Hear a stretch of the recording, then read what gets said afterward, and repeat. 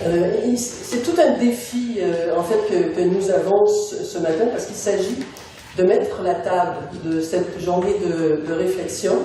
Daniel Cloutier a parlé du caractère de la mixité au fond des participants et des participantes qui sont là. En fait, c'est une réflexion autour de la diversité culturelle, c'est une réflexion autour de la vitalité de notre culture face aux défis que représente ce passage au numérique dans ce qu'on a l'habitude maintenant d'appeler la consommation de produits culturels, que ce soit de l'information ou du divertissement. Je pense que tout le monde ici sait que la crise est sérieuse pour l'ensemble de l'industrie. Selon plusieurs, elle exigera un important coup de barre de l'État dans ce secteur, notamment en information, un domaine dans lequel aucun gouvernement jusqu'à maintenant n'a souhaité s'immiscer ou plutôt a toujours eu peur d'avoir l'air de s'immiscer dans un secteur dont l'indépendance doit être absolument garantie. En 2011, dans le rapport sur l'avenir du journalisme, nous suggérions une intervention au gouvernement du Québec en encadrant ce soutien de plusieurs mesures serrées. Comment résumer rapidement l'impact sur la culture de cette révolution dans les options qui s'offrent maintenant à nos concitoyens? D'abord, du côté du financement, les commanditaires désertent les anciennes plateformes comme le papier, ça on le sait déjà depuis longtemps, mais aussi la télévision et de plus en plus. Et on sait aussi aujourd'hui que ce n'est pas seulement circonstanciel, ce qu'on pouvait peut-être croire en 2009 et 2010, au moment d'une sérieuse crise économique ici au Québec. Ce qu'on sait aussi, c'est que les commanditaires ne retourneront plus dans ces anciennes plateformes parce que la publicité a trouvé maintenant de nouvelles manières de mieux répondre à ses propres besoins à elle, en rejoignant d'une manière beaucoup plus précise d'éventuels clients par le biais d'Internet, sous toutes les formes d'Internet, que ce soit les moteurs de recherche ou les réseaux sociaux, etc. De l'autre côté, donc du côté des acheteurs potentiels, des clients de l'information et de la culture, on constate aussi un changement très important de comportement. On ne veut plus payer. Je le dis de manière un peu crue, d'autres seront là pour faire très certainement des nuances, mais on doit constater que la culture du gratuit a fait des ravages. Le repiquage, qu'on peut appeler le piratage dans certains cas, d'articles de journaux par les réseaux sociaux, la facilité de circulation de copies illégales de productions culturelles, que ce soit des films, des chansons, la musique en général, toutes ces nouvelles pratiques qu'on semble admettre sans trop de culpabilité, viennent fragiliser gravement les entreprises culturelles et évidemment les créateurs au premier chef. Tout se passe de plus en plus sur les écrans d'ordinateur et de moins en moins sur les écrans de télévision câblés. Une petite anecdote, j'ai fait un sondage auprès de mes étudiants en début de session dans un cours sur les problèmes contemporains du journalisme. Pas un seul et pas une seule d'entre eux ne dépense 10 $ ou plus par mois pour s'informer. Ils étudient en journalisme. Quand je dis que ça a fait des ravages, ça fait des ravages.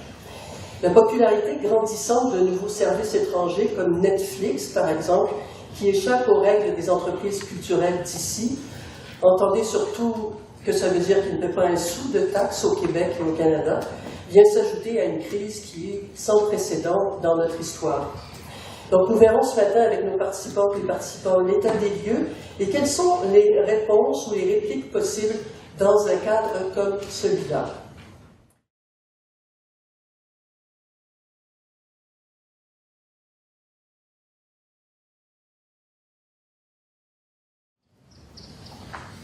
Madame Payette, vous disiez que vous avez fait un sondage auprès de vos étudiants, voir s'ils étaient branchés ou s'ils payaient pour l'information. Moi, ce que je dis à mes étudiants, j'enseigne au baccalauréat. J'enseigne donc en première ligne à la sortie des cégeps, ces jeunes têtes. Et je leur dis de se méfier. Je leur dis de se méfier de leurs petits frères et de leurs petites sœurs. Parce que si, à 20 ans, on a l'impression de détenir une forme de vérité en numérique, il faut surtout, je pense, regarder les plus jeunes qui posent derrière. Alors je leur dis, louez-vous un ado. Et peut-être qu'éventuellement, la prochaine itération, ça serait de leur dire, louez-vous un vieux. Comme ça, vous serez capable de regarder aussi quels sont les usages qu'on peut faire du numérique. Alors voilà, je salue Philippe, donc avec qui, Philippe Lamarre, qui est retenu pour des raisons familiales, mais avec qui j'avais discuté la semaine dernière. On a eu une conversation d'une trentaine de minutes, la journée des élections, le 8. Et en fait, ça marche-tu? Il s'est passé quelque chose la semaine dernière.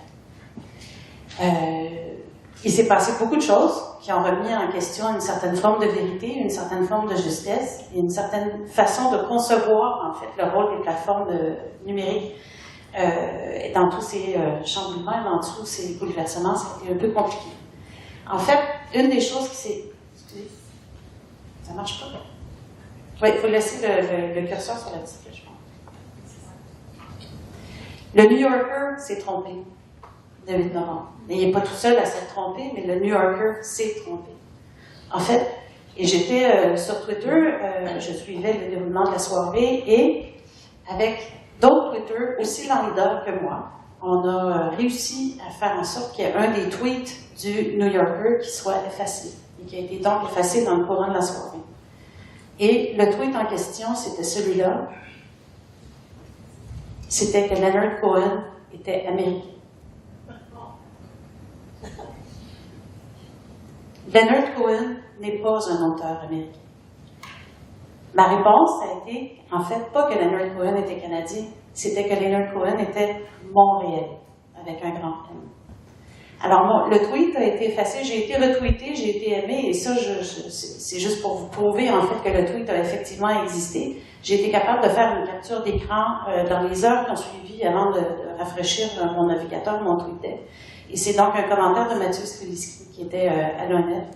Mon tweet est resté. Le tweet du New Yorker a été effacé. Mais mon tweet à moi, il est resté. Alors voilà, j'étais chamboulée parce que, triste, parce que choc de l'erreur, mais en même temps, on peut pardonner à des pupitreurs qui sont au New Yorker tard le soir. Mais en fait, non, on ne devrait pas pardonner à des pupitreurs du New Yorker, même si c'est tard le soir, de dire que Leonard Cohen est américain. Il y a plusieurs raisons pour ça. Mais c'est surtout ce qui m'a fasciné cette journée-là, ça a été de suivre en direct donc la construction d'un effet de bulle sur mon Facebook à ce moment-là, et de voir à quel point tout de suite les gens se sont mobilisés. Dès le soir même, il y avait des gens qui sont allés porter des choux devant la porte, à Place des Portes, devant la porte de la maison des Cohen dans le quartier portugais, des clémentines, parce que c'est zen, c'est ça qu'on met devant les hôtels, A-U-T-E-L-S. Des gens qui se sont mis à chanter. Il y avait des Facebook live de gens assis sur des bancs de parc en pleurs et qui chantaient.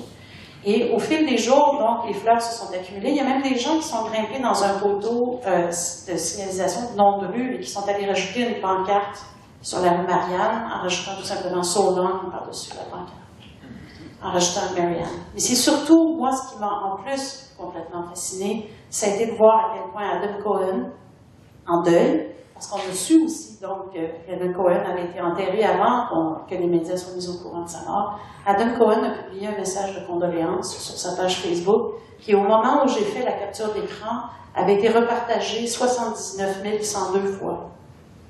Il y avait plus de 13 000 commentaires, donc le message de condoléances, et il y avait plus de 336 000 impressions, et aucune de colère. Alors voilà, dans cet univers-là, qu'est-ce qu'on fait? Comment on peut s'adapter à cet engagement, à cette redéfinition de l'engagement en culture et par rapport aux médias? Engagement émotif,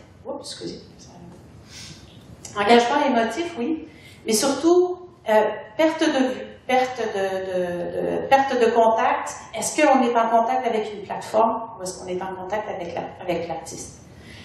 Quand j'ai discuté avec Philippe, donc les élections n'avaient pas encore eu lieu, mais on a quand même pris le temps de discuter des enjeux auxquels ils ont réfléchi à Patrimoine Canada. Et il y avait deux questions qui ressortaient d'emblée. La première des choses, c'est qu'on a bien ri du fait que les milléniaux sont devenus les mascottes du numérique. On s'est dit, OK, on ne parlera pas des milléniaux, on s'adresse à des gens qui probablement les connaissent de fond en comble. L'autre constat, c'est qu'on ne voulait pas parler d'infrastructure non plus, parce que c'est un sujet, mais en même temps, c'est un enjeu qui devient absolument primordial. Mais surtout de ce dont on a discuté, c'est de ce qui s'était passé pendant la campagne électorale aux États-Unis. Et comment cette interaction-là, tranquillement, était en train de se transformer, comment la notion de vérité était en train de se transformer, et comment, dans nos bulles nous-mêmes, on voyait la montée en force des fausses nouvelles, des fausses impressions, et la construction des effets de bulle, encore une fois. Et c'est clair qu'après les élections, il y a même des gens chez Facebook qui se sont insurgés après que Mark Zuckerberg ait dit que non, Facebook n'a pas eu d'influence, etc. Il y a des gens chez Facebook, une équipe, qui reste anonyme et qui s'est insurgé et qui a sorti un communiqué en disant « Bullshit is engaging. We're in the business of engagement, but we know, we feel that truth must be as engaging as bullshit. » Voilà, c'était le départ de la discussion. On verra, après tout ça, quand Philippe a annoncé qu'il ne pouvait pas venir, j'ai dit, écoute, à ce moment-là, proposons aux gens toute la journée de changer de point de vue, de regarder autrement les choses et de se poser la question, est-ce que par rapport au numérique, on a un problème de myopie, on a un problème de presbytie, on a un problème d'astigmatisme? Si les médias et les journalistes et les sondeurs américains ont commis les erreurs, si les plateformes ont commis les erreurs, si personne n'était capable de voir venir ce qui s'était passé aux États-Unis en politique, est-ce que ces questions-là se posent aussi pour la culture, en fait? Voilà, presbytie, myopie, astigmatisme, mais surtout horizon mouvant, en fait. Est-ce qu'on est capable de regarder le présent? Est-ce qu'on a le bon angle sur le présent? Est-ce qu'on a le bon angle sur l'avenir? Est-ce que notre ligne d'horizon et nos échéanciers sont en fait des horizons qui bougent, des points qui bougent et des points de fuite, par définition, constamment fuyants? Et est-ce qu'on a un biais? C'est ça la stigmatie. Est-ce qu'on est toujours pris dans le même, comment je pourrais dire, à l'intérieur des mêmes balises qui nous forcent à avoir un biais constant et qui est toujours le même et qui finalement nous empêche de voir une partie de la réalité, même si on fait le foyer au bon endroit? Posons-nous la question. En tout cas, c'est celle que je pose à mes étudiants à 20 ans, 21 ans et 22 ans, parce que ce sont eux, en fait, qui vont construire le numérique réellement. Je vous propose donc une série de constats. Le premier étant que le numérique n'est plus branché. Ça, c'était le premier constat aussi de Philippe à travers ses rencontres pour le comité à Patrimoine Canada. Je comparais ça avec mes notes à moi aussi, que j'avais retrouvées cet automne. Le Pew Research Center aux États-Unis en arrive à faire le constat que 19% des Américains sont devenus dépendants de leur téléphone. Qu'est-ce qui se passe? Ça veut dire que les gens n'ont pas accès à un branchement à domicile Internet de qualité suffisante pour leur permettre de consommer les biens numériques, les productions, la radio, la télévision, les films, comme ils veulent et quand ils veulent. Ça, c'est quand ils sont branchés. L'autre chose, le prix des ordinateurs fait en sorte que, tranquillement, la consommation s'est tournée vers, à travers des objets non seulement mobiles, mais des objets pas chers. Qu'est-ce qui s'est passé? Les gens commencent, en fait, à construire des cocktails de branchement qui les font sortir de la maison. Plus ça va, plus les gens sont itinérants avec leur consommation numérique et ne sont plus captifs d'un branchement de bande passante. Est-ce que ça vous fait penser à quelque chose? C'est la suite de ce qui se passe, en fait, dans les débranchements en télévision et en câble. On est en train, en ce moment, de perdre une partie des gens, ou une partie des gens est en train de perdre la notion de domicile, ce qui est l'Internet. Et tranquillement, on est en train de faire de la place pour un phénomène d'itinérance. Ça, c'est quand on voit de façon pessimiste, parce que c'est associé à des fractures socio-économiques importantes. Si on le voit de façon optimiste, on est en train, en fait, de proposer aux gens des cocktails de branchement qui vont leur permettre de consommer partout et en tout temps. Et aux États-Unis, on s'est rendu compte que chez les jeunes, les bibliothèques publiques étaient devenues le hub de consommation Internet le plus important. Tranquillement, pas vite, c'est ce qui est en train de se passer au Québec aussi. Les chiffres du CIFRIO qui sont sortis en novembre. Excusez. Non, ça ne marche vraiment pas. Il y a quelque chose qui s'est passé. Le hub du CIFRIO prévoit que 16% des ménages québécois pensent qu'ils vont probablement ou très probablement se débrancher du câble dans la prochaine année, de la télévision. 16%. probablement ou très probablement. 53% des Québécois utilisent l'Internet sur leur téléphone mobile, consultent l'Internet sur leur téléphone mobile à l'extérieur de leur domicile. Ce qui est en train de se passer aux États-Unis, ce qu'on appelle les broadband cutters, après les cut cutters, voici les broadband cutters, ce qui est en train de se passer aux États-Unis pourrait s'en venir, et je parle au conditionnel, pourrait rapidement s'en venir au Canada, surtout parce que l'autre constat du CFRIO, c'est que les consommateurs québécois en particulier ont perdu espoir d'avoir une amélioration de leur connexion Internet à domicile, dans certaines régions en particulier. Ensuite, constat numéro 2. Si on avance un petit peu plus... 17% des ménages québécois ont dépassé leur forfait de bande passante dans leur consommation de produits culturels cette année et de produits Internet en général. 17% dépassent leur forfait. Ça, c'est les chiffres qui nous disent effectivement qu'il y a à peu près 16% des consommateurs québécois qui vont se débrancher du câble, probablement ou très probablement dans la prochaine année. 53% des Québécois disposant d'un téléphone intelligent se connectent à un réseau à l'extérieur de la maison. Constat numéro 2.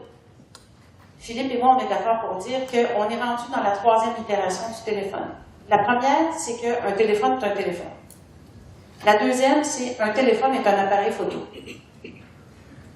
La plupart des gens sont rendus là. Le téléphone n'est plus un appareil photo. Le téléphone est un GPS muni d'un senseur. Et c'est comme ça maintenant que cet appareil-là doit être conçu et surtout compris par l'État et par les consommateurs. Un GPS, pourquoi? Parce que c'est ça qui nous positionne dans le temps pour donner un sens à ce que la lentille perçoit. Avez-vous joué à Pokémon Go cet été? Vous connaissez du monde qui a joué à Pokémon Go cet été. Pierre, faites-moi pas à croire que vous n'avez pas essayé d'en trouver un ou deux ou trois. Marika, je le sais. Bravo. Un appareil photo, c'est un senseur. J'allais dire, Suzanne, on va parler de GPS aussi à Patrick Lagacé. Oui, tout à fait. Un appareil photo est un GPS muni d'un senseur. C'est votre balise qui vous géolocalise pour vous donner accès à vos données qui sont dans le nuage.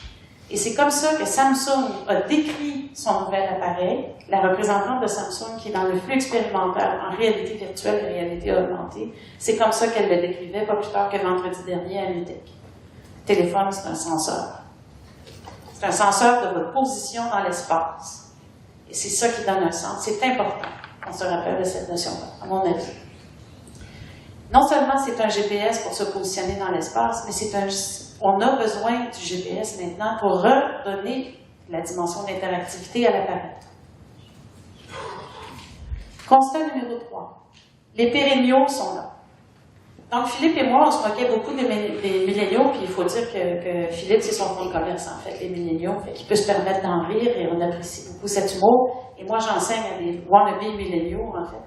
Mais on s'est dit, pourquoi pas parler des pérenniaux?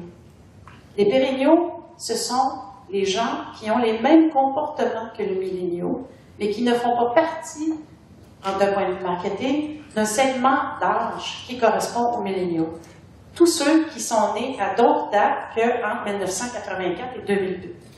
Et Dieu sait qu'il y en a du monde, et Dieu sait qu'on a exactement les mêmes usages et les mêmes attitudes que les milléniaux. L'idée, ça serait aussi de leur parler à eux. Mais ce que ça montre, en fait, c'est que donner un objet à n'importe qui, et quand l'usage est dans l'objet, des fois, ça va prendre plus de temps avant qu'il le découvre, des fois, ça va prendre moins. Mais l'usage est là pareil. C'est ce qu'on appelle aussi les affordances. Ces milléniaux-là ont des parents qui sont maintenant rendus, comme en Angleterre, des silver screeners. Les gens retournent en salle. Les gens veulent retourner au cinéma. Les gens veulent retourner voir des spectacles. Une fois qu'ils n'ont plus à s'occuper de leur progéniture, ils ressortent. Les récentes études en Angleterre montrent que ce sont les baby boomers qui soutiennent le cinéma indépendant destiné aux milléniaux. Ce sont eux qui paient. En sortant. Et parce qu'ils se retrouvent, puis parce qu'ils n'ont pas d'enfants dans les pattes. Les trolls sont là, et ils sont là pour rester. Qu'est-ce qu'on va faire avec ça? Je ne sais pas. Chose certaine, C'est ça qui empêche la capitalisation de Twitter en ce moment. C'est un problème extrêmement sérieux. Surtout dans un avenir, on est à la fin d'un cycle de capital de risque en ce moment. Il y a énormément de prises de valeur qui doivent se faire récemment. On verra, parce que Snapchat en ce moment prépare une IPO, comment Snapchat va réagir et qu'est-ce qui va se passer sur ces plateformes. Ce qui veut dire qu'il faut qu'on se repositionne pour tout ce qui concerne la recherche. On a beaucoup parlé de découvrabilité, en fait, au printemps. J'aimerais juste amener un point fondamental, qui est une question plus que, et encore une fois, un signal faible. Est-ce qu'on pourrait se poser nous-mêmes la question à savoir, c'est quoi une recherche Internet? J'apprends à être une universitaire, ça fait seulement 4 ans que j'enseigne.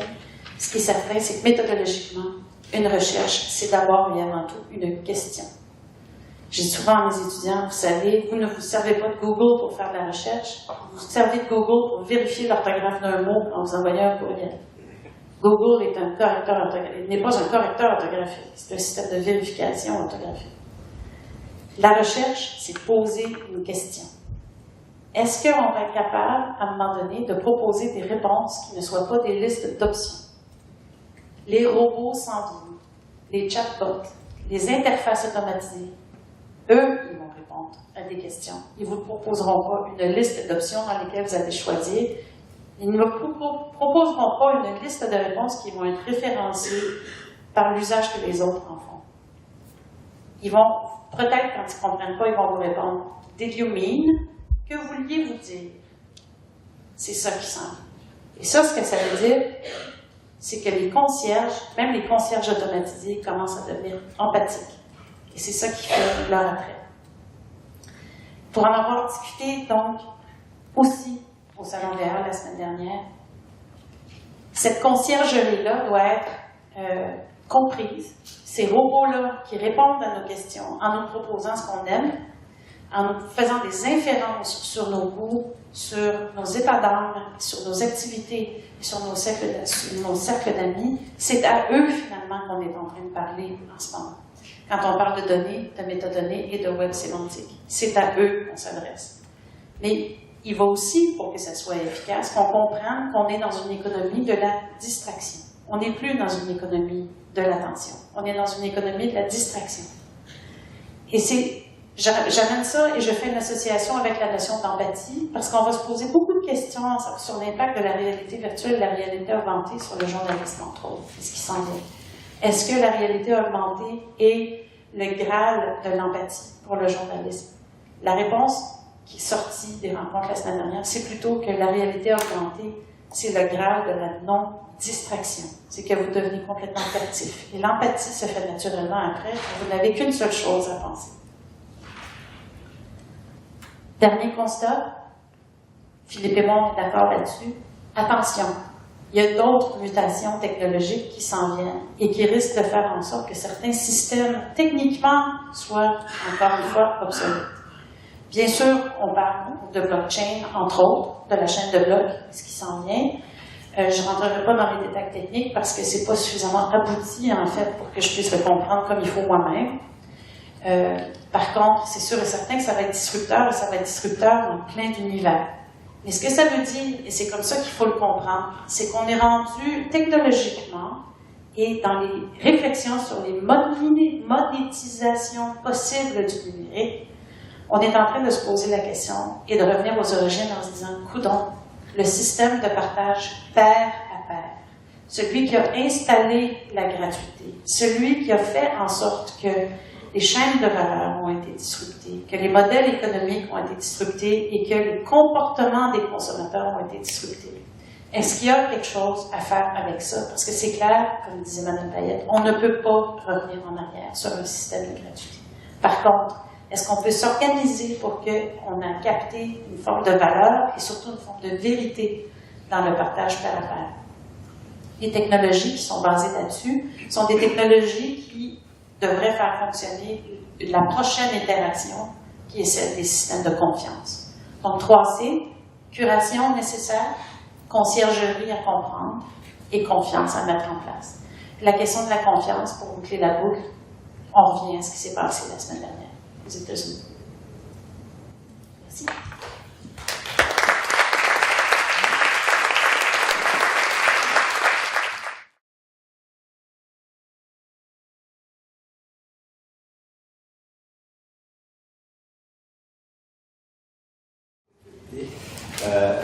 Sûr que Radio-Canada, on est un diffuseur public, on essaye évidemment de trouver notre place dans cet univers numérique en composition, en recomposition constante. Alors pour nous, le grand défi, c'est celui de maintenir notre crédibilité, notre visibilité et notre pertinence aussi dans une ère d'information où on est dans la politique post-factuelle, où on est dans le fake news. Alors, d'un côté, il y a quelques années, on se sentait aussi un petit peu handicapé en se disant, mais nous, on ne peut pas être dans l'opinion, on est dans le factuel, on est diffuseur public, il faut rester neutre et tout ça. Et on se rend compte maintenant que c'est notre plus grande carte, celle de la crédibilité, de la rigueur, la journalistique. Alors donc, on positionne toute notre offre et notre marque d'information autour de cet axe-là. Et cet axe-là, c'est celui du diffuseur public, c'est-à-dire notre rôle, c'est de donner aux citoyens, et le terme citoyen est important, c'est plus large que consommateur, que auditeur, que téléspectateur, toute l'information dont elle a besoin pour se situer et faire des choix éclairés dans le monde qu'il ou elle habite. C'est un peu notre mission statement, comme on explique, mais toute notre offre maintenant et notre méthodologie journalistique découle de ça. C'est pas nouveau, du temps d'Alex c'était la même chose, mais c'est important de le réaffirmer quotidiennement parce qu'il y a toutes sortes de défis, on est ballotté de tous les bords.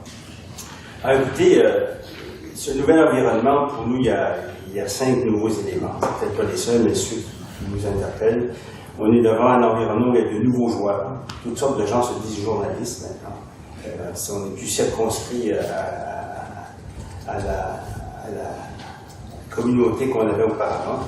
Les gens, évidemment, ont une nouvelle forme de s'informer. Je ne vais pas m'étendre beaucoup là-dessus, on sait que maintenant, il faut rejoindre les gens sur la plateforme de leur choix, à l'heure qui leur convient, et aussi dans l'environnement où ils se trouvent pour s'assurer de vraiment capter leur attention.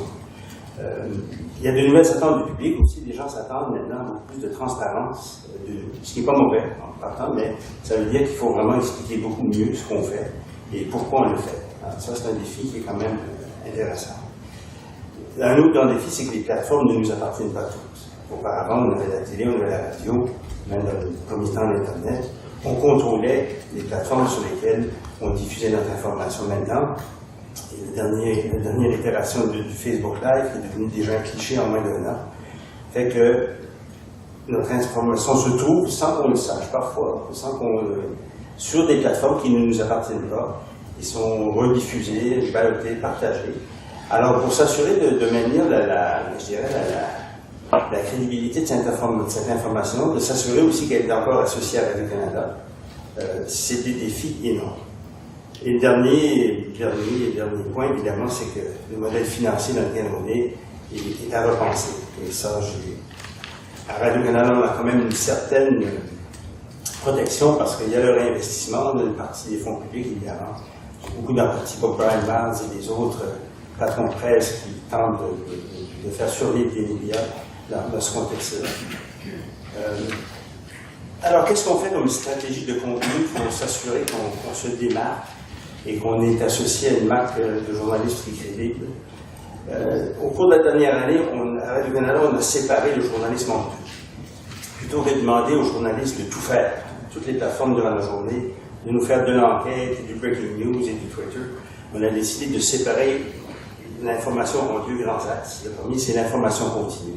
Alors, c'est les alertes sur le téléphone, c'est l'appli, c'est aussi le fil d'infos sur le numérique, c'est RDI, les nouvelles radios, tout ce qui est le breaking news, qui est l'information en continu, en développement en direct.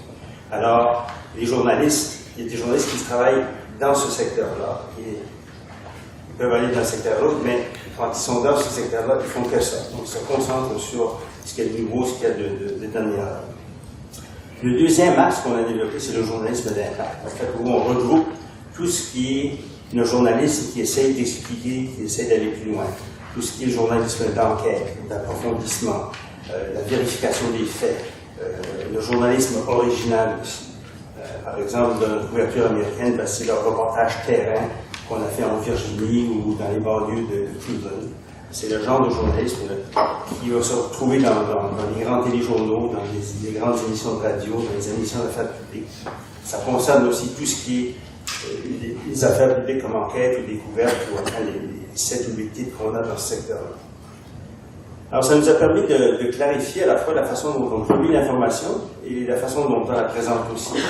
Et de plus en plus, on essaye évidemment de mettre moins de ressources dans les nouvelles de commodité qui sont disponibles partout, et davantage dans ce qu'on appelle le journalisme d'impact. Il faut faire ça, évidemment, en essayant de faire des grands écarts technologiques, parce que nous, on a quand même une grosse télévision, encore une grosse radio, un secteur numérique qui est quand même assez robuste. Mais il faut réussir à servir tous ces clients-là de façon à aussi prendre les virages qui s'imposent pour rejoindre les nouveaux territoires. Alors, le grand défi pour nous, c'est de savoir à quel moment est-ce que cette conversion-là de la télévision vers le numérique, de la radio vers le numérique, va se faire, si elle se fait, ou comment va-t-elle se faire. Parce que c'est un beau problème qu'on a, mais l'écoute des téléjournaux, des affaires publiques à la télévision, chez nous, n'est pas en baisse. Elle se maintient ou elle est en augmentation. Donc, on ne peut pas délaisser ces marques-là qui sont encore très populaires. La radio, c'est la même chose, mais en même temps, il faut savoir comment desservir du numérique pour s'assurer qu'on ne rate pas le virage. Alors, c'est cette stratégie multiplateforme qu'on développe pour s'assurer que les contenus ont plus d'une itération, d'une vie, sont disponibles pas seulement direct dans le rattrapage. Le téléjournal a aussi une version qui est consommable aussi sur le numérique, en rattrapage ou de façon morcelée. Et je vais vous donner 2 exemples de ce genre de truc, de stratégie. Maintenant, on a des gens dans le numérique qui travaillent directement dans les affaires publiques, dans les émissions d'affaires publiques. Si vous reprenez le reportage d'enquête sur les femmes autochtones qui a fait beaucoup de tabac, lorsqu'on l'a diffusé la première fois l'an dernier, on avait aussi préparé des capsules avec le témoignage de chacune des femmes qui lui a été qu'on a envoyé sur Facebook le matin pour créer, comme on dit, un buzz, pour s'assurer qu'on avait des gens, que les gens allaient venir à l'émission. Au départ, l'équipe était un peu douteuse de sens, disant si on donne le scoop à Facebook, personne ne va venir regarder l'émission. Au contraire, on se rend compte maintenant qu'il y a un effet de levier de ce genre de stratégie-là. Et qu'il y a des gens qui ont consommé essentiellement des capsules sur Facebook qui ne seraient pas nécessairement venus à la télé. Donc on pense que l'impact du journalisme et l'exposition du public a été plus grande pour ce genre de stratégie. Alors c'est un petit exemple, je pourrais en énumérer beaucoup. Avec le réinvestissement fédéral, évidemment, on a cessé de faire des compressions et là on peut aussi se mettre à développer de nouvelles stratégies plus raffinées avec une plus grande connaissance de l'auditoire pour s'assurer qu'on rejoint tous les publics là où ils se trouvent. Le défi aussi du multiplateforme, je vais vous donner un autre exemple, celui de Patrice Roy qui a fait une entrevue l'an dernier, à peu près à ce moment-ci, avec Justin Trudeau devant une station de métro de Montréal. C'est un événement un peu impromptu, qui n'était pas très chorégraphié, où les gens venaient poser des questions. Et quand on a planifié la diffusion de cette émission-là, on s'est rendu compte qu'on ne pouvait pas l'enregistrer et la diffuser le soir même ou le lendemain parce que tout le monde aurait déjà mis ça sur Facebook avec tous les gens qui avaient des téléphones. Donc, au départ, maintenant, le statut de diffusion doit tenir compte des plateformes sociales et des médias sociaux qui risquent de nous devancer dans la diffusion de nos reportages. Alors, c'est un petit exemple des défis qu'on a. Je pourrais en parler plus tard si vous avez des questions. Et le dernier défi qu'on a, c'est le défi générationnel, c'est le grand écart générationnel. Comment est-ce qu'on revoit nos formats de journalisme à l'ère du numérique, à la fois pour les faire produire par une nouvelle génération de journalistes qui vont, on espère, toucher une nouvelle génération, un nouveau public qui, pour l'instant, n'est pas beaucoup chez nous. On s'est posé beaucoup de questions là-dessus et un des grands dangers, c'était d'embaucher des jeunes et de les mettre dans la salle et qu'ils disparaissent. Alors, ce qu'on a fait cet automne, on a décidé de lancer un genre de laboratoire qu'on appelle Faute de nuit prochaine génération, qui commence la semaine prochaine, où essentiellement on a embauché des jeunes programmateurs, des jeunes designers numériques de l'extérieur, beaucoup de la boîte, qu'on jumelle avec des jeunes journalistes de la boîte qui sont déjà très dans les nouveaux formats. Alors, c'est au rez-de-chaussée de Radio-Canada, dans un genre de cuisine Ikea, qui est le prototype du nouvel édifice qu'on va bâtir. Ils sont là, si j'avais pu passer, ils sont visibles, ils sont dans un aquarium, et ils sont en train de redéfinir les formats de journalisme. Évidemment, tout ça se fait dans le cadre des valeurs de notre c'est que si on perd cette génération-là aux normes et pratiques, à la rigueur journalistique, sont définies puis diffusées au public. Alors l'encadrement n'est pas très fort au plan du format. On veut les laisser inventer l'avenir, mais en revanche, on s'assure qu'il y a un encadrement éditorial très serré pour s'assurer que les valeurs journalistiques de la rectitude, de l'exactitude, de la rigueur sont bien respectées. Alors c'est essentiellement le défi auquel on est confronté, qui change évidemment de mois en mois. Alors voilà où on en est rendu. Il est évident que le réinvestissement nous a permis de, au moins pour l'instant, cesser de compresser. Ce qui est bon parce qu'on se débarrassait de la prochaine génération en faisant des compressions. Donc là, il y a un espoir qu'on va réussir à ce virage-là de façon mieux, je pense, et peut-être plus rapidement que ce qu'on a fait. Merci beaucoup, Michel, et merci beaucoup pour le respect du temps impeccable. On reconnaît les formations.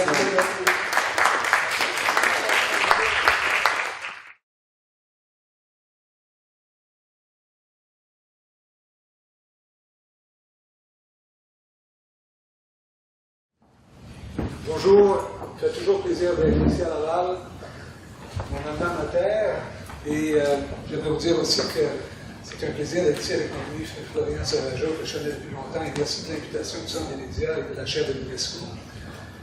Pour moi, revenir à Québec, c'est toujours un franc plaisir. J'habite Toronto depuis plus de 25 ans, je suis encore cultivateur à Saint-Malachie, sur la rue Sud, ici à 40 000. Nous avons encore notre érablière. On est la 6e génération des frères et moi qui sommes propriétaires de cette terre. Et on en est très fiers, c'est notre home émotif. Alors, groupe Média TFO, 3 mots. Numérique, éducation, francophone, depuis Toronto. Nous avons 225 employés, nous avons une trentaine de pays représentés, provenant de la francophonie mondiale, canadienne, internationale. Et nous avons réussi à faire, au cours des 5 dernières années, une entreprise différente de ce qu'elle était. Alors, si elle est numérique, éducative et francophone aujourd'hui, elle ne l'était pas autrefois. Autrefois, ce qu'elle était, c'est une chaîne de télévision qui était en déclin. On ne le cachera pas. Et d'ailleurs, moi, ce qu'on m'avait demandé, c'était de venir et de travailler avec une équipe pour faire un virage. Et la bonne nouvelle, c'est que les gens ont été extrêmement heureux, extrêmement emballés de l'idée de faire un virage.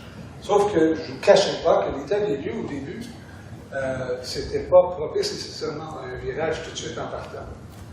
D'ailleurs, après avoir fait la tournée des lieux la première journée, je me suis rendu compte qu'il y avait des morceaux importants qui manquaient, à mon avis. Alors, je me suis fait une note. La prochaine fois que tu acceptes un poste, fais un meilleur due diligence sur qu'est-ce que tu acceptes. Il n'y avait personne au marketing, il n'y avait pas de recherche. Il y avait très peu en numérisation. On n'était vraiment pas tourné là encore.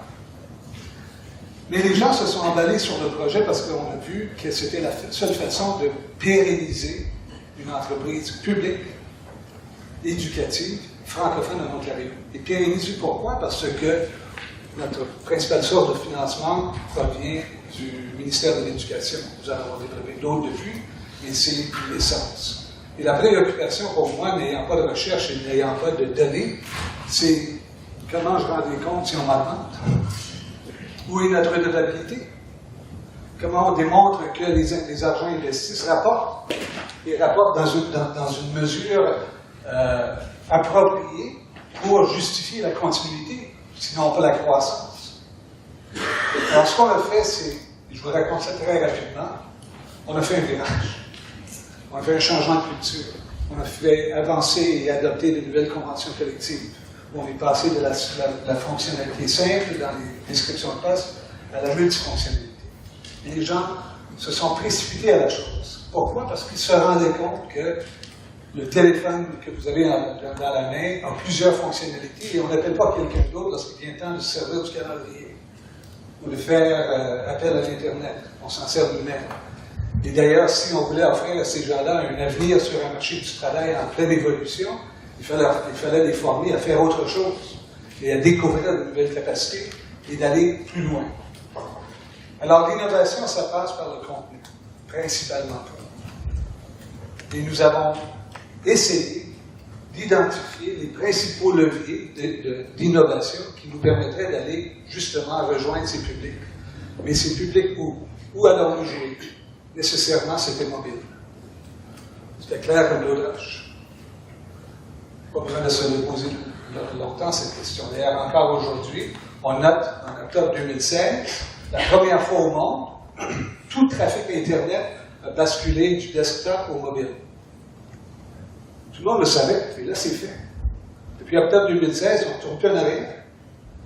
Alors, cette capacité de continuer constamment d'être en contact avec des choix médiatiques, des choix d'information, des choix d'éducation, des choix de divertissement, en tout temps et en tout lieu, c'est un phénomène en accélération.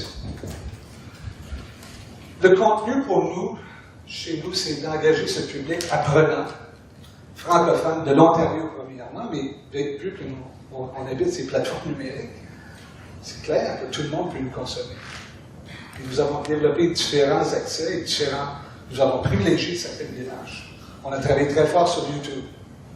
On a commencé avec une chaîne. Le jour de Noël 2012, on a atteint 1 million de visionnements sur notre chaîne YouTube. Je m'en déchirais la chemise tellement j'étais heureux. Et on ne savait pas ce que c'était finalement un succès numérique, parce qu'on le découvrait. On est rendu à plus de 300 millions de visionnements aujourd'hui. 5 ans après, on a 16 chaînes. Et si je vous disais, les succès sont-ils redevables à des actions précises? Je vous raconterais quelque chose qui serait fautif, et ce serait vraiment malhonnête de ma part, parce que c'est continuellement un réajustement à la manière que le public réagit à des contenus et que les tendances de consommation évoluent. Sauf qu'il est définitif que c'est sur ces plateformes-là que ça se passe. Facebook a joué beaucoup pour nous aussi. Vous avez parlé de Snapchat, c'est que Snapchat, pour les jeunes, c'est le nouveau Facebook. On prévoit un IPO de 31 milliards au mois prochain pour Snapchat, Snap Inc. Et le contenu, lui, pour aller chercher un public et l'engager, il faut qu'il soit à la mesure de ses expériences et des attentes des expériences.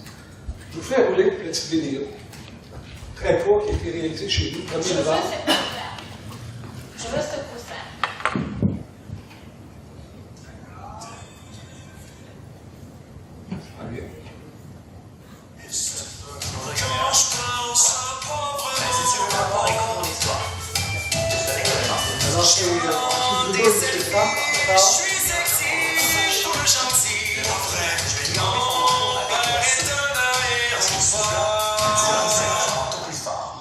Alors que le soleil, lui, montant doucement la chaleur. L'homme eut chaud et enleva son manteau. Donc, d'abord, cette histoire. Alors, le son n'est pas encore à ce moment-là sur la vidéo, mais en 15 jours, 1 million de visionnements. Toujours à ce stade, une petite production de rien. Et pour maintenir cet engagement et maintenir la pertinence et maintenir le réflexe de venir chez nous, parce que dans tout ça, c'est produire du contenu, mais c'est d'être découvert aussi. Comment se faire découvrir? Comment faire que notre voix, dans cette cacophonie médiatique, réussisse à percer un peu et que les gens reviennent ou ont envie de revenir? Alors, je n'irai pas beaucoup plus loin que ça pour l'instant, mais j'aimerais vous faire passer chez nous ce matin. Qu'est-ce qui se passe chez nous? Dans un instant, voilà ce qui se passe dans nos studios en ce moment. Dans mon sac, ton jus? Attends, ta lunch. Oh, j'ai oublié mes boîtes. En direct, C'est quoi ça? c'est dans notre studio. Mes barres. Oui, son de réalité virtuelle que nous venons Ouais. de lancer il y a 2 justement, semaines. ça me rappelle une devinette. Pourquoi est-ce que les Sur une sorcières comédie. adorent les chaussettes affreuses? Parce qu'elles adorent les balais. Les balais. Ah oui. Les balais! Mais si on n'y va pas tout de suite, c'est moi qui vais te transformer en grenouille. T'as raison, j'y vais.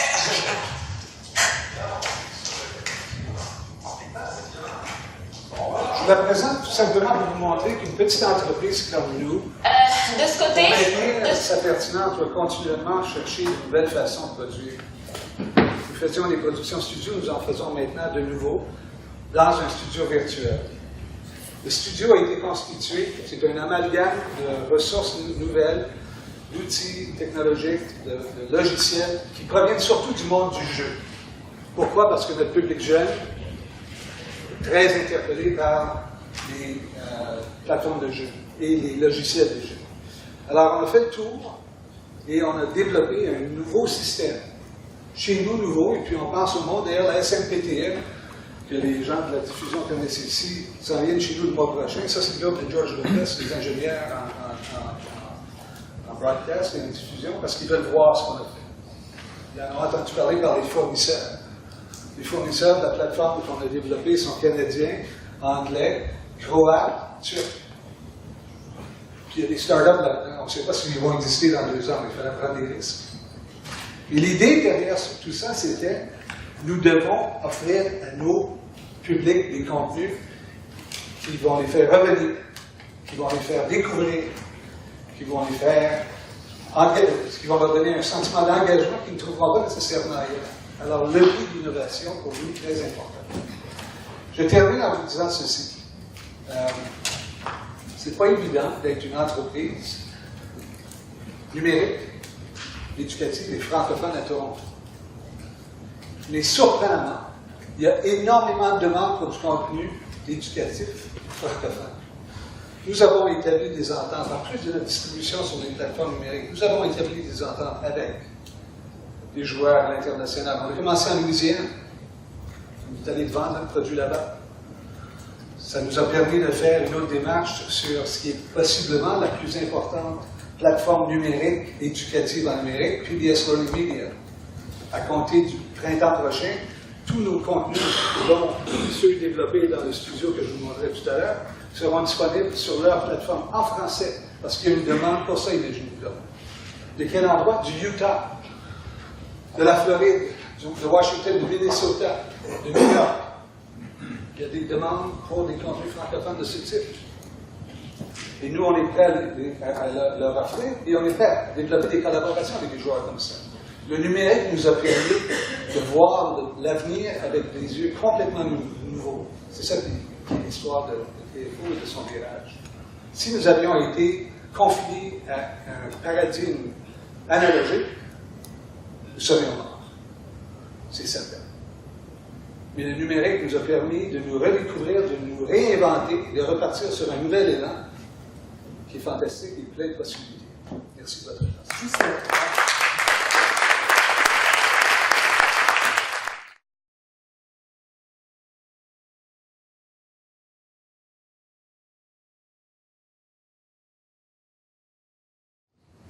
Je vais passer la parole maintenant en commentaire, en réaction, que j'espère qu'on n'est pas trop long, parce que, disons, un petit 3 minutes chacun, si vous voulez bien. En commençant par M. Georges Azaria, s'il vous plaît, M. Azaria. C'est parce que vous avez un nom qui commence par A. Oui, c'est ça. Alors, je fais un commentaire, en fait, il y a plusieurs choses à dire, mais si on parle de défis pour l'État, qui est quand même le titre qui nous réunit aujourd'hui, moi je pense que le vrai défi pour l'État, c'est de se réapproprier, en tout cas d'un point de vue juridique, de se réapproprier la capacité de dénoncer la norme. Parce que ce qu'on constate, puis il me semble qu'on a eu beaucoup d'exemples ce matin sur cet aspect-là, c'est plus l'État qui est en train de décider ce qu'on diffuse, qui n'est plus là pour des quotas, qui est de moins en moins là pour les règles de droit d'auteur, etc. Et donc, il y a, je pense, un enjeu qui est celui de la privatisation. Donc, c'est plus le joueur traditionnel, en tout cas en télécommunication et en culture, qui était l'État qui décide donc, ce qui va se passer, qui est en train donc de conduire ce grand véhicule du numérique. Et ça, je pense qu'il y a là un défi majeur, c'est-à-dire que, au fond, qu'est-ce qu'on fait ici? Si les grandes décisions se prennent ailleurs avec d'autres personnes que nous-mêmes. Et je pense que là, il y a un enjeu, celui de trouver des normes qui seraient communes et au niveau mondial, et je pense que l'autre défi, c'est celui de la mondialisation, trouver des normes qui seraient communes pour faire un contrepoids efficace aux grandes entreprises du numérique. Et donc, où est-ce que l'État se situe là-dedans? Je pense que là, il y a clairement un enjeu. L'autre enjeu, si on cherche des enjeux qui sont commun à la fois aux médias et à la culture, c'est celui qu'on a évoqué tout à l'heure, des nouveaux joueurs qui sont les non-professionnels. Je ne dirais pas les amateurs, je veux dire les non-professionnels. Et on a beaucoup ça en culture, que YouTube, il y a beaucoup d'artistes, de YouTubers qui ne sont pas des artistes professionnels, mais qui ont beaucoup de succès. Et on a beaucoup de journalistes, entre guillemets, qui ne sont pas des professionnels, qui diffusent de la nouvelle et de la fausse nouvelle. Et là, il y a un défi. Et là, je ne sais pas quoi faire avec ça. En termes de culture, on va souvent trouver que c'est intéressant. Le désavantage de ça, c'est qu'ils ne veulent pas être rémunérés parce qu'ils ne veulent pas en vivre. Donc, ils créent une pression pour les auteurs qui veulent en vivre. Qui est à la baisse. Qui est à la baisse, forcément. Et là, il y a pas, mais ils créent une pression sur la vérité qui est à la baisse, on dirait aussi, au niveau de la nouvelle. Donc là, je trouve qu'il y a aussi un enjeu commun, si on veut, à la fois en médias et en culture, sur ces nouveaux joueurs-là, dont on peut parfois contester la légitimité, mais qui certainement sont présents. Donc, qu'est-ce qu'on fait avec ces joueurs? Il y a d'autres enjeux, mais là, je pense que j'ai pris mon... Merci, vous êtes gentil. Monsieur Carvin, Stéphane Carvin. Alors, si je veux demeurer optimiste, et je suis de nature optimiste et vouloir abonder dans le même sens que le constat numéro 6 de Suzanne, toutefois, je pense que... Voulez-vous nous rappeler ce qui était ce constat numéro 6 de Suzanne?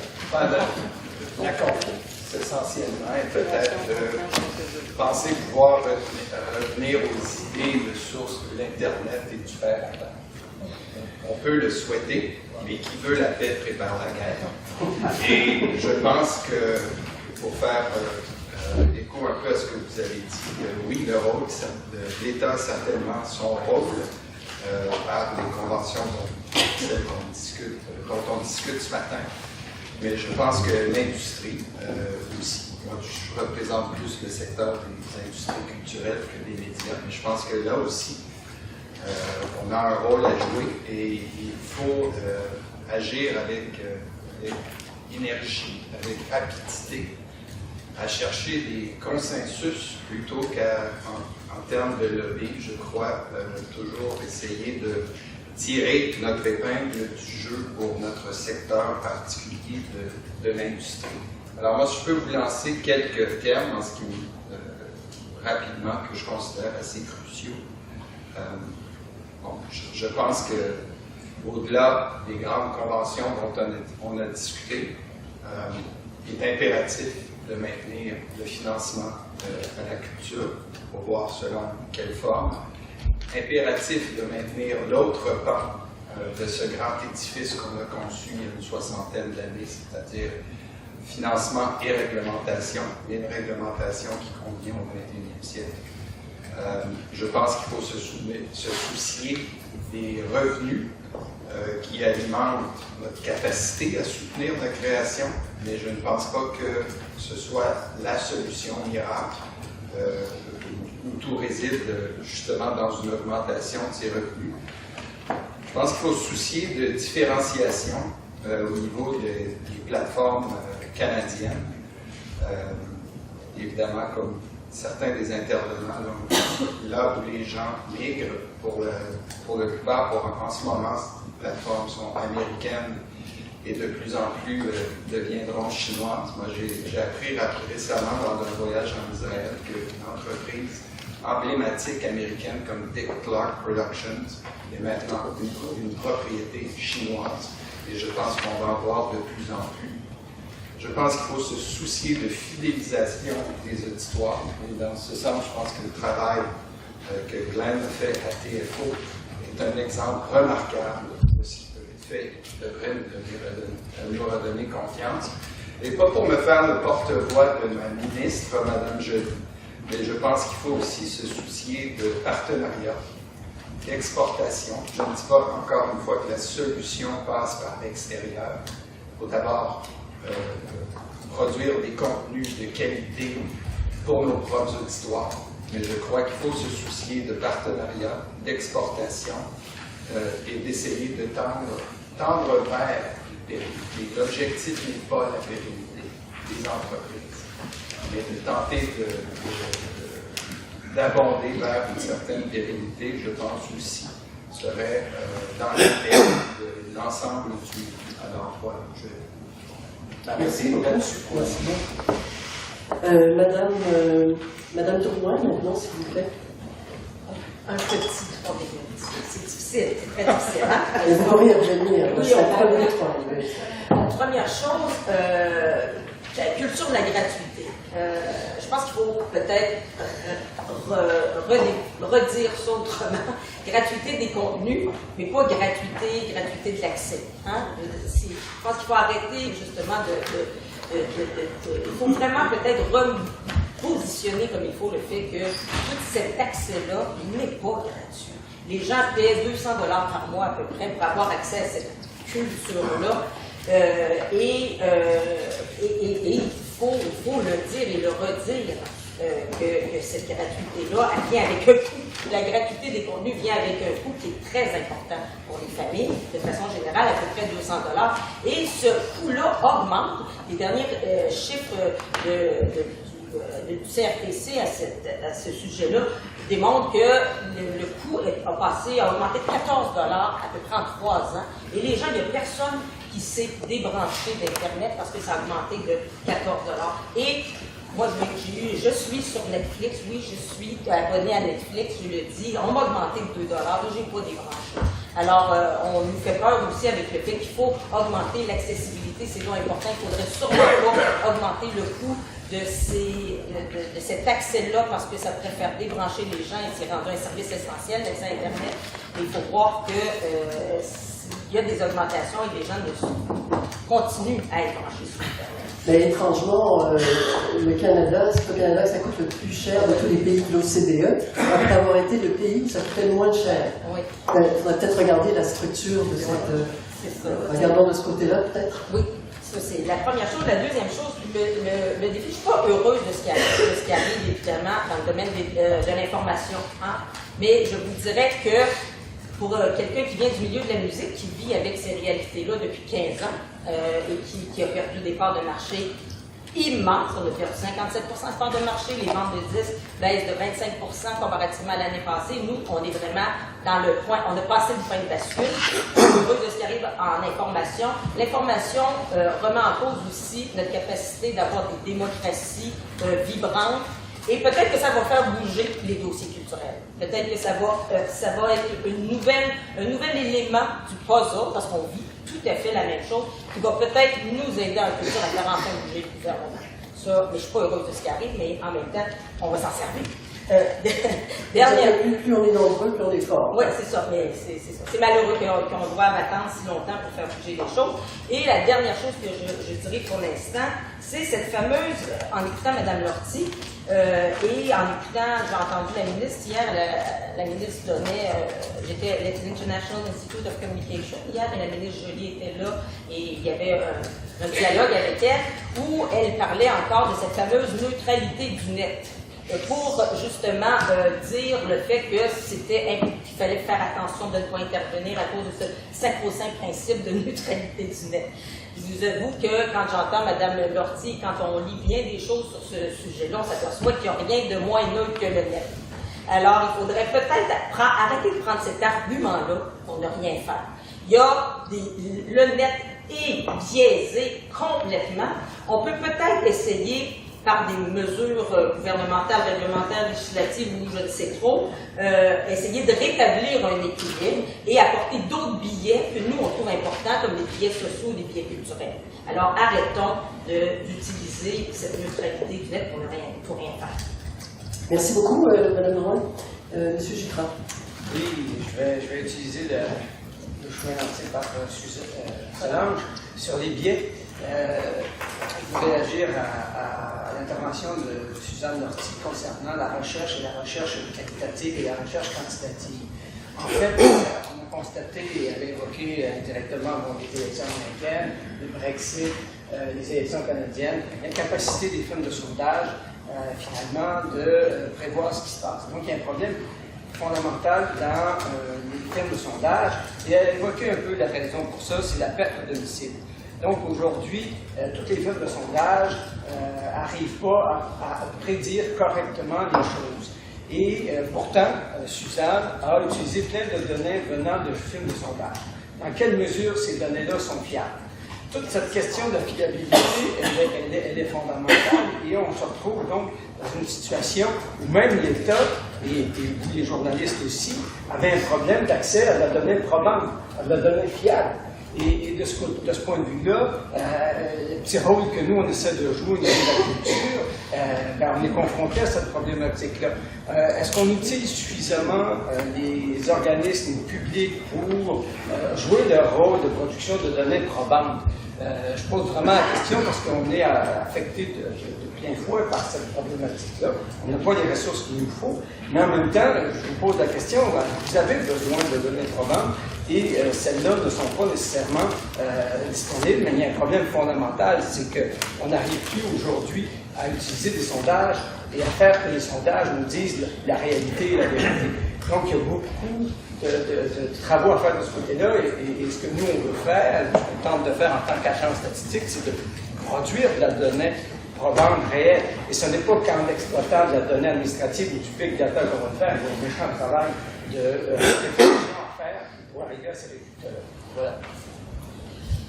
Merci beaucoup. Avant de passer la parole à M. Rabault, je voudrais juste dire que ce qui me frappe quand même aussi ici ce matin, c'est que cette crédibilité qu'on cherche, et dans les médias et en culture, elle dépend aussi en grande partie de la conception qu'on a de la vérité.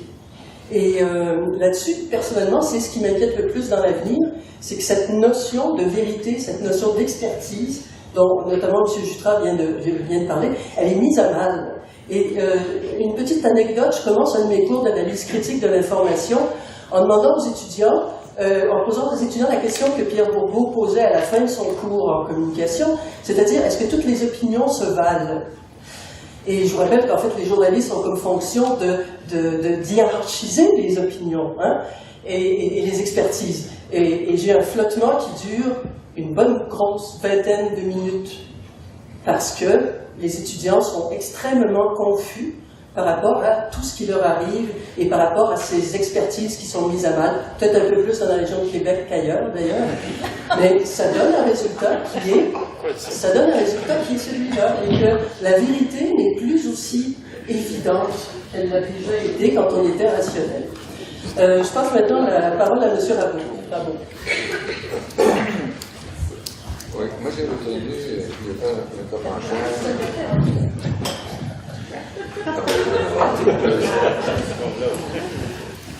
Je voulais faire un commentaire sur l'intervention dont Madame Lortie, qu'on consulte le net en dehors du domicile. Alors, ça s'inscrit dans une tendance, là, juste pour fixer les idées. Là, en 2015, il y a eu 800 000 abonnés qui ont laissé tomber le câble pour ne s'en remettre que au service sans fil. Et ça, c'est une première chose extrêmement importante. Et la deuxième, c'est qu'on consulte de plus en plus à l'extérieur du domicile. Alors ça pose un problème, entre autres pour les réseaux, les fournisseurs de réseaux. Parce que très souvent, avec nos téléphones, on utilise les hotspots, donc les accès Internet par Wi-Fi, qui sont un peu partout, dans les magasins, les cafés, etc. Et c'est autant de revenus, autant de flux qui peuvent être facturés, qui échappent aux grands réseaux fournisseurs comme Rogers et Bell. Alors ça passe par le Wi-Fi, et donc c'est un peu le cauchemar là, qui se dessinent pour les entreprises de fournisseurs de réseau. Et donc, ce n'est pas étonnant qu'ils essaient de compenser ces pertes-là par une augmentation des tarifs. L'autre chose dont je voulais parler, c'est cette propriété des téléphones avec le GPS, l'appareil photo et ainsi de suite. Google avait compris très rapidement que l'avenir s'en venait au sans-fil, et donc ils ont acheté une entreprise qui avait développé le logiciel Android, et ils voulaient s'assurer, en produisant leur propre téléphone, s'assurer d'être présent sur le sans-fil, et en particulier à cause de cette propriété du téléphone sans fil, de pouvoir repérer dans l'espace un internaute. C'est à l'origine d'un changement considérable au niveau de la distribution de la publicité, parce qu'on est capable de distribuer, d'envoyer des messages à ceux qui ont un téléphone sans fil et qui se déplacent, et ce message peut être adapté en fonction du lieu où se retrouve l'utilisateur. Donc, ça donne beaucoup de publicité pour les médias traditionnels, et ça peut augmenter l'efficacité de la publicité à cause de cette personnalisation du message qu'on peut envoyer aux utilisateurs. Donc, c'est en train, ça aussi, de tout changer le paysage de la publicité, et ça se fait largement au détriment des médias traditionnels. Alors, donc ce sont les quelques points que je voulais mentionner ici sur la question du sans-fil. Voilà. Merci beaucoup. Alain Saunier, maintenant. On veut, la bonne nouvelle, c'est qu'on veut tous faire rayonner nos cultures, nos informations, nos créateurs, notre création, mais le contrôle et la propriété de ce nouvel ordre numérique mondial, parce que moi c'est comme ça que je le qualifie, ça nous échappe, mais totalement. Alors, et là je reviendrai à ce que ça veut dire à ce moment-là comme intervention de l'État, parce que c'est face à ça qu'il faut établir une stratégie. Suzanne disait la notion de vérité est en profonde transformation. Moi, j'enseigne d'ailleurs que le combat extrême du 21e siècle, c'est entre l'information et la désinformation. Et à mon point de vue, il ne faut surtout pas lâcher ce morceau-là. C'est vraiment une pièce absolument essentielle. Et je suis content d'entendre mon collègue Michel, parce que d'où la notion de rigueur, de crédibilité, c'est fondamental. Et moi, je vais aussi loin que de dire que Radio-Canada, ça peut constituer un véritable rempart contre les géants du web, contre la désinformation. Et on a peut-être même une belle occasion à l'heure actuelle de repréciser le mandat de Radio-Canada, parce que toute cette réflexion-là, c'est peut-être une belle occasion à saisir justement pour que Radio-Canada, plus que jamais, se distingue, se démarque et protège aussi nos cultures et nos informations nationales. À cet égard-là, il va très certainement falloir maintenir une certaine forme de financement, de réglementation, et aussi ce que j'appellerais un rappel à l'ordre des géants du web. La gratuité des contenus, comme on le mentionnait un peu plus tôt, on veut bien, là, mais les accès, ils ne sont pas gratuits, effectivement. C'est Solange qui soulevait ça. Puis Solange disait aussi que elle parlait de la neutralité du net. J'ai eu la même réaction. Je disais le compte rendu de l'intervention de Mme la ministre. Sur la neutralité du net, moi je dis, le net est tout sauf neutre. Alors arrêtons de jouer à ça, là. On est en train tout simplement de faire totalement fausse route. Et le numérique est en mouvement constant et exige donc des interventions ponctuelles de l'État, puis aussi à moyen et à long terme. La question qui tue, à mon point de vue, puis j'ai trouvé ça intéressant d'entendre notre ami de PFO, parce que on a une place, on a un espace qu'il faut absolument développer pour nos cultures nationales. Donc, la question qui est tue, c'est est-ce qu'on y tient à ces cultures nationales-là? Et si oui, ça veut dire qu'il y a donc une nécessité d'une intervention de l'État, une nécessité d'une réglementation. Notamment, il faut agir vite, rétablir l'autorité de l'État sur les évasions fiscales des géants du Web, sur la réglementation, sur la mise à contribution des géants du Web des fournisseurs d'accès à Internet, ça m'apparaît essentiel. Puis aussi, il faut aider à se tailler une place pour nos cultures nationales, nos médias nationaux, nos créateurs, nos informations nationales. Et j'ajouterais, puis j'anticipe un peu probablement ce qui se dira un peu plus tard, mais les médias nationaux, on est en train de une lente agonie des médias nationaux. Pas juste ici au Québec, au Canada, c'est en train de se produire un peu partout. Là aussi, il y a quelque part un péril à l'intérieur. Merci beaucoup, Alain. Madame Saint-Pierre. Oui, écoutez, mon premier commentaire sera en réaction à la présentation de Mme Lortie. J'ai apprécié qu'elle parle justement de fracture socio-économique. Je pense qu'elle l'a mentionné également, c'est aussi géographique. Hein, c'est pas toutes les régions du Québec, malheureusement, qui sont desservies de façon légale. Elles sont aussi générationnelles, il ne faut pas l'oublier. Vos statistiques sur 16% des débranchements, je serais curieuse de savoir quelle catégorie d'âge d'ailleurs qui se débranche. Moi, je sais que tous mes neveux et nièces sont quasiment débranchés. Là. Ils fonctionnent qu'avec l'ordinateur, ils n'ont même plus de télé dans leur appartement. Donc, c'est générationnel à mon point de vue.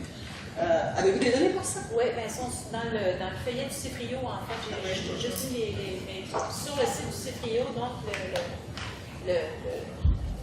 j'allais dire le prospectus, mais c'est pas le bon mot, excusez-moi. Le dépliant, le feuillet 2016 a été mis en ligne, a été publié, et donc il y a certains détails là-dedans, mais pas suffisamment. À mon avis, pas suffisamment. On a encore de toute façon besoin beaucoup de recherches dans ce domaine-là sur le type de consommation et de pratiques de consommation surtout. Votre commentaire sur la perte d'espoir d'avoir des bons branchements, je pense qu'on a vu des élevés en région, entre autres le monsieur de Saint-Malachie, j'espère que vous avez bien branché. Parce que je sais que dans les milieux terres de l'arrière-pays du Bas-Saint-Laurent, c'est très difficile.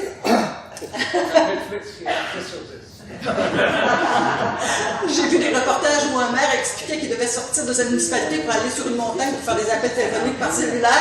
Et il disait que c'était devenu une question économique, de développement économique pour son territoire, entre autres. Oui. Et donc, les zones dans lesquelles il y a le moins d'espoir d'amélioration de branchement, c'est l'Abitibi et le Lac-Saint-Jean.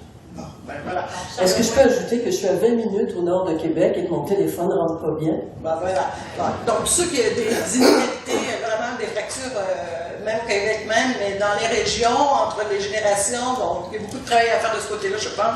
Il y a beaucoup des cris du cœur aussi, hein, de ces gens des régions. Je pense qu'il ne faut pas les oublier. On parle toujours de l'Internet, du web, du numérique. C'est comme si ça plane toujours au-dessus de nous, mais quand on atterrit sur Terre, il y a des réalités qui sont parfois très difficiles de ce côté-là. À vivre, et il y a eu des retards pour se mettre à jour, lorsqu'on veut bien se mettre à jour.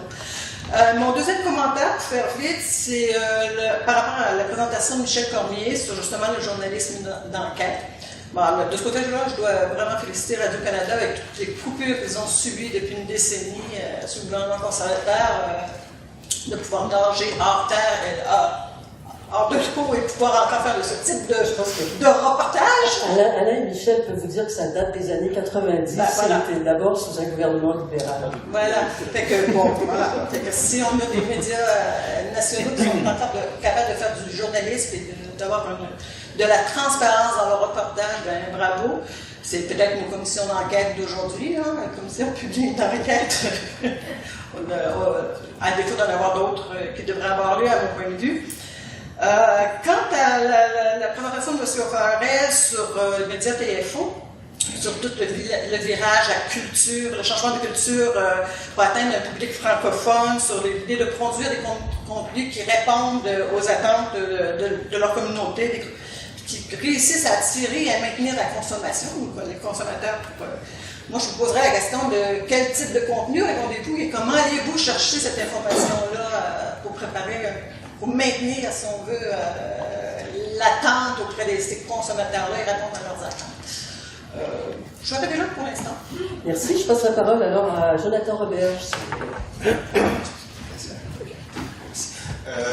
merci. ce qui est bien quand on est dernier sur un panel, c'est qu'on peut être d'accord avec tout le monde sans avoir à se justifier amplement. Donc, c'est ce qui m'arrive pour l'instant. Je suis assez d'accord avec le commentaire de mon collègue Azaria, même chose pour Sange Drouin, même chose pour M. Saunier. La seule chose peut-être qui m'a moins convaincu, c'est toute la question de l'action et ce qu'il faut faire avec le rapport à la vérité. Moi, j'aimerais quand même mieux être plus près du plancher des vaches et instituer ou commencer une réflexion plus sur la notion, pas de la vérité justement, mais sur la notion d'institution et la notion de crédibilité. Là-dessus, je pense qu'effectivement, TFO fait un travail remarquable, Radio-Canada aussi. Le problème avec les institutions aujourd'hui, c'est que c'est un peu l'enfant pauvre de tout le numérique et ce travail sur la vitesse et la survitesse. Les institutions ont cet avantage aussi que les avantages d'être très lentes et difficilement déplaçables. Par contre, ça force une réflexion beaucoup plus intéressante sur la notion de la responsabilité. Et aujourd'hui, je suis assez d'accord avec Mme Lortie, aujourd'hui, l'ensemble des nouveaux joueurs du web sont des joueurs qui se sont départis de leur responsabilité fondamentale envers l'information, envers le public. Et en anglais, on parle d'un responsibility gap, et je crois qu'on est effectivement dangereusement dans ça. Donc, pour revenir à la notion d'institution, je trouve ça intéressant parce qu'on peut travailler la notion de réflexion, et à ce moment-là, toute la question de la recherche devient fondamentale. Est-ce qu'aujourd'hui, au Canada, par exemple, les universités travaillent assez amplement pour avoir des données probantes, comme disait M. Jutras, ou des réflexions assez intéressantes? C'est peut-être pas au point encore, et il va falloir plus d'argent, plus de réflexion. Et l'autre chose avec les institutions, ça reste et ça demeure la question de l'action. Et là-dessus, on tombe assez rapidement dans le domaine des politiques culturelles et du rôle de l'État, qui est quand même l'objet du colloque aujourd'hui. Et je suis assez d'accord à ce moment-ci avec Mme Drouin sur le fait que la réflexion à Ottawa est peut-être pas aussi intéressante qu'elle pourrait l'être, ou du moins qu'elle l'est au Québec. Je m'inquiète effectivement beaucoup de cet écran de fumée qui est la neutralité. Je m'inquiète aussi beaucoup de cet écran de fumée qui est on va exporter le contenu canadien et on va tous s'en porter mieux. S'il n'y a pas de demande nationale, on ne va pas s'en porter mieux. Et vous remarquez qu'il y a un lien très étroit entre toute la question du déplacement de la politique vers l'exportation et la question de la neutralité. Ce sont quand même des principes libéraux fondamentaux, pour ne pas dire néolibéraux. Et à ce moment-ci, je finirai le panel avec cette note assez critique. Je ne crois pas, en dépit de certaines personnes et l'opinion de certaines personnes, que la réflexion chez Patrimoine Canada est bien engagée. Voilà. Merci. M. Rabou a demandé la parole en réplique ou en complément. J'aimerais... on a parlé de neutralité du net. Je pense qu'il y a une confusion là-dessus, là. D'un point de vue économique, qui est le mien en fait, la neutralité du net veut dire qu'on peut mettre n'importe quel contenu sur le net et qu'il devrait obtenir des transporteurs la même priorité que n'importe quel autre contenu. Et ça, c'est assez bien respecté aux États-Unis et au Canada. Le CRTC a accordé à Bell, par exemple, et aux autres transporteurs, une possibilité de gérer le trafic sur Internet et donc de pouvoir donner à certaines occasions préséance sur ces grands clients, généralement donc les entreprises, par rapport au public en général.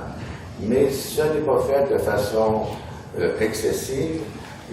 Au contraire, on a une assez libre circulation des contenus sur le net. L'autre point technique aussi, comme économiste, là, c'est en ce qui concerne toutes les émissions, toute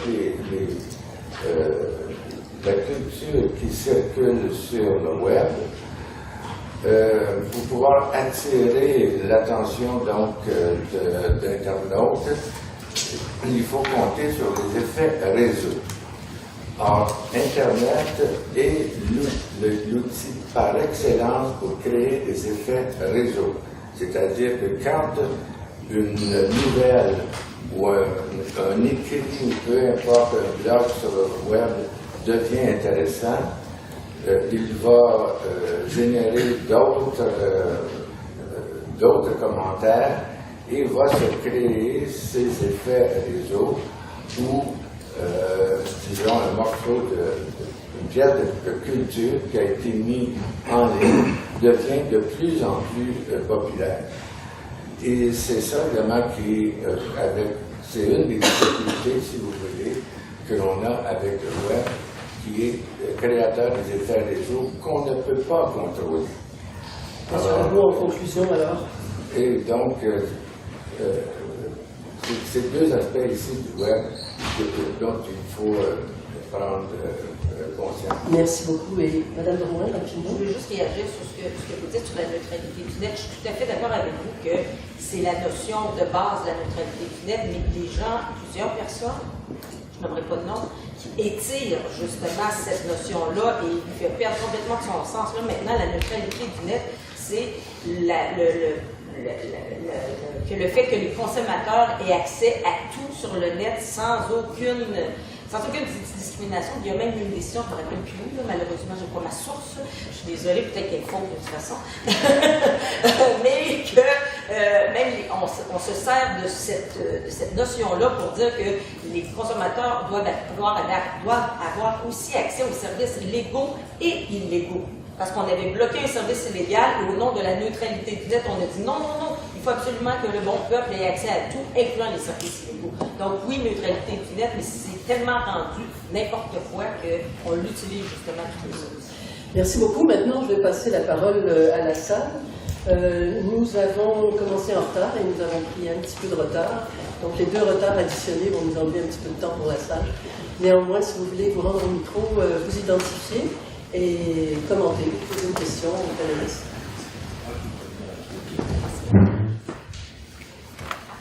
Oui, monsieur. Alors, Serge Beau, professeur maintenant émérite à l'Université du Québec à Montréal et puis professeur aussi à Télécom-Qualité. Alors, je voulais revenir sur simplement une remarque très intéressante exposée de Suzanne Lortie. C'était lorsque tu disais qu'on est actuellement dans un moment où peut-être il faut réfléchir à un retour du partage pair à pair. En fait, il y a une réflexion là-dessus que tu initiais. Ça a été repris un petit peu par Stéphane Carpin en termes d'ubérisation. Alors, je voulais simplement souligner, c'est une question qui m'intéresse beaucoup, la question de l'économie collaborative. Et je voulais souligner quelque chose, c'est que, disons, quand on pose un regard sociologique sur ce qui se passe dans le monde, on voit que, effectivement, ces pratiques de sharing, ces pratiques de partage se multiplient énormément. Et je pense qu'il y a quelque chose de bon là-dedans, parce que c'est comme on dirait que la population est en train d'essayer de faire de l'innovation culturelle, de l'innovation créative, de penser de nouveaux modèles économiques pour peut-être équilibrer leur situation dans un contexte de montée des inégalités économiques. Enfin, bref, il y a de plus en plus de pauvreté et c'est extrêmement bien que les pratiques de partage finalement se multiplient. Alors, le point que je voulais, dans son anglicisme, l'argument que je voulais avancer, c'était la question du passage à l'échelle. C'est-à-dire qu'il y a plein de petites expériences comme ça qui sont fantastiques. Et à un moment donné, les initiateurs de ces expériences-là disent, mon Dieu, ça marche bien au niveau local, on va passer au niveau global. et donc, ils font appel à ce moment-là à du capital-risque. Et évidemment, les investisseurs de capital-risque disent, attention, OK, vous nous avez demandé d'entrer dans la maison, à ce moment-là, on vous demande finalement de modifier vos règles, il faut faire plus de profit, etc. Et c'est là que la finalité, je dirais, proprement sociale, finalité de bien-être, en fait, se transforme avec le passage à l'échelle.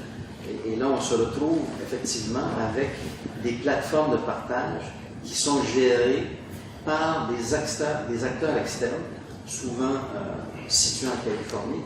Et c'est là que ça se désagrège. Donc, c'est une question qu'on doit avoir à l'esprit pour traiter cette question-là. Mais je vais m'arrêter. Il y a vraiment beaucoup d'éléments dans la question. moi, je dois tout de suite dire que je ne crois pas à l'économie du partage. Je ne crois pas que ce sont des modèles de partage.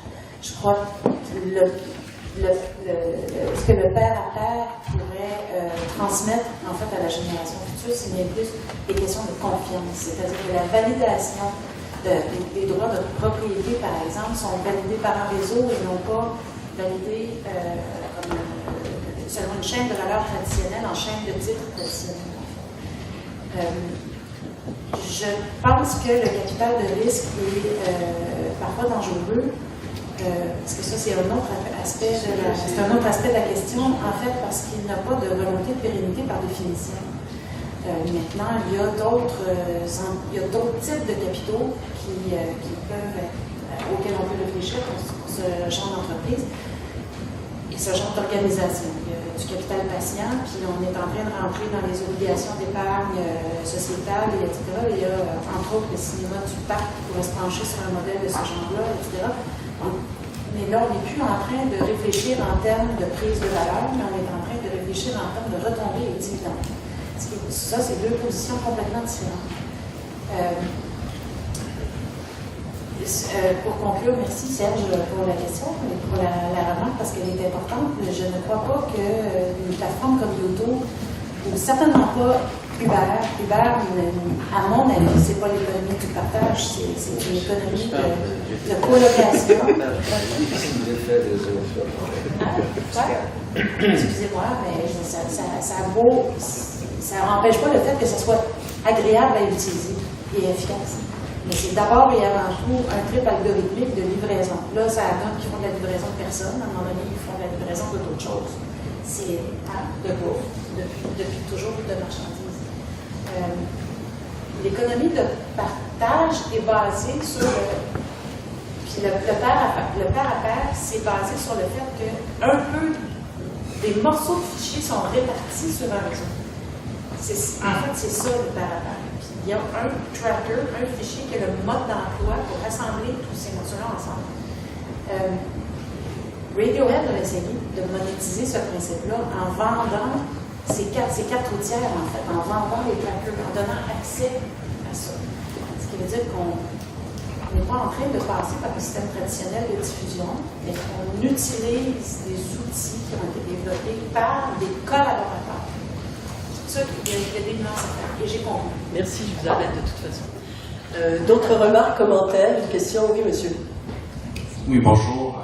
Mon nom est Jérôme Payette, je suis directeur général de l'Association des professionnels de l'édition musicale. Donc, j'ai essayé de faire un lien un peu plus avec le thème du panel qui est sur les nouvelles pratiques de consommation. Donc, moi, j'étais cette semaine à M pour Montréal, qui est un événement montréalais de l'industrie de la musique où il y a beaucoup de conférences en plus des concerts. Et j'ai assisté à une conférence de Google Play, qui est le système de musique en ligne de Google, un peu similaire à Spotify. Donc, il nous expliquait leur nouvelle philosophie, puis comment ils intègrent leur but. Et le but d'une nouvelle interface, c'est de pousser les contenus et que l'utilisateur n'ait plus besoin d'utiliser le moteur de recherche. Donc ça, c'est l'objectif avoué, clair et net. Et pour ce faire, c'est Google. Donc, ils utilisent les données de localisation, ils utilisent les données de ton agenda, ils utilisent ton Gmail et évidemment toutes les informations qu'ils ont personnelles pour toi. Comme ça, quand tu arrives au gym qui est à ton agenda, qui est situé à telle adresse, on te propose une liste de lecture de musique pour t'entraîner au gym. Donc, tu n'as pas besoin de chercher, voilà, le contenu est là. Et, bon, donc ça c'est la nouvelle philosophie. Donc, comment la musique se positionne là-dedans, ça c'est une autre question qui est beaucoup plus longue, j'ai beaucoup d'opinions là-dessus, mais bon, je pense qu'on n'a pas le temps de passer en détail. Juste passer à un autre panel que j'ai assisté, on disait, ben, les listes de lecture ne sont pas neutres. Là, c'était des intervenants étrangers qui venaient des États-Unis, qui venaient du Royaume-Uni, évidemment, c'est pas étonnant d'entendre ça, mais les listes de lecture, soit sont basées sur des données. Donc, on fait mettre de l'avant ce qui est déjà populaire, ce qui est sûr qui est fonctionné, et aussi ce qui provient des grands majors ou des trucs auxquels il n'y a pas beaucoup de risques. Donc là, la découvrabilité est très importante, est un enjeu très important.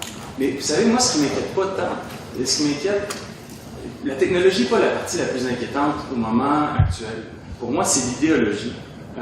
On dirait qu'il y a cette perte de volonté de faire la promotion de nos contenus par nos élites puis nos décideurs. notamment politique. Moi, je suis d'accord en ce moment, ce qu'on voit à patrimoine canadien, c'est pas encourageant quand la ministre a dit « Ah, j'ai pas de portée, c'est international, c'est des entreprises internationales, on peut pas agir, on veut pas réglementer Internet, le salut, c'est l'exportation. » Donc, il semble, c'est ça qui est le plus inquiétant dans tout ça, c'est qu'il semble pas avoir de volonté de préserver, de mettre en place les mesures, parce que, franchement, là, on les connaît. Il y en a plein de mesures, il y a plein de choses à faire. C'est pas là le problème, c'est la volonté politique. Merci beaucoup de votre intervention. D'autres questions, oui, monsieur? Merci. Alors, Pascal Roguin, président de la Coalition pour la diversité culturelle en France. Je vais intervenir sur la neutralité du net, parce que je n'y connais rien, mais j'ai la chance d'avoir un fils qui, jusqu'à une date récente, était le patron de Dailymotion. Et il m'a expliqué que c'était complètement bidon. C'est-à-dire, je parle sur le plan technique, c'est-à-dire l'accès à la bande passante. Si vous voulez avoir un accès facile, rapide à la bande passante avec les opérateurs, vous devez payer. Si vous ne payez pas, ça sera un peu plus lent et donc ça va dégrader votre relation commerciale. Donc sur le plan purement technique, ce qui est raconté sur la neutralité du net est faux. Parce qu'il y a des sous-tables, c'est toute une économie un peu souterraine sur laquelle les universitaires pourraient enquêter. Et puis derrière, selon j'ai raison, derrière le mot de neutralité du net, c'est toute la dérégulation du net qu'on essaye de mettre en avant, c'est-à-dire l'interdiction de réglementer, de réguler, et donc de faire une politique culturelle, et on en parlera cet après-midi aussi. Voilà. Merci beaucoup pour votre intervention, qui conclut le panel de ce matin. Je vous remercie beaucoup de votre attention, merci beaucoup à nos panélistes.